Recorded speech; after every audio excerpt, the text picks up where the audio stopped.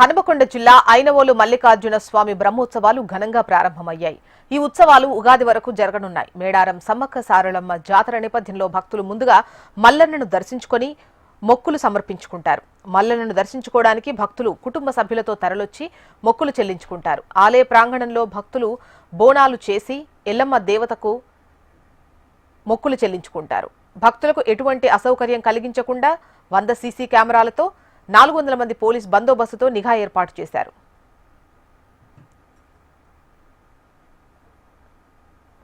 దేవాలయానికి ఉన్న permanent CC కెమెరాలు 75తో పాటు ఇంకొక 150 అదనపు టెంపరీ కెమెరాలను కూడా ఏర్పాటు చేసి ఆ కెమెరాలను పోలీస్ స్టేషన్కి అటాచ్ చేయడం జరిగింది.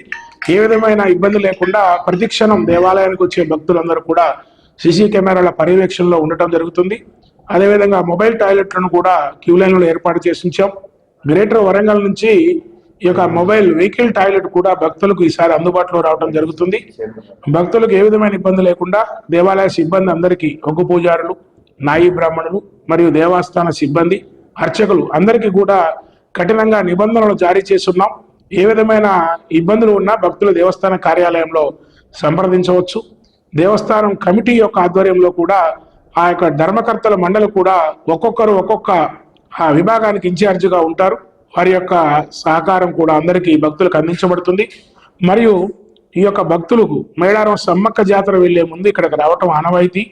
సమ్మక్క జాతర మేడారం ఉన్నందున అధిక సంఖ్యలో భక్తులు వస్తారని అంచనాతో గత నెల రోజుల నుంచే విస్తృత స్థాయిలో ఏర్పాట్లు పూర్తి చేస్తున్నాం.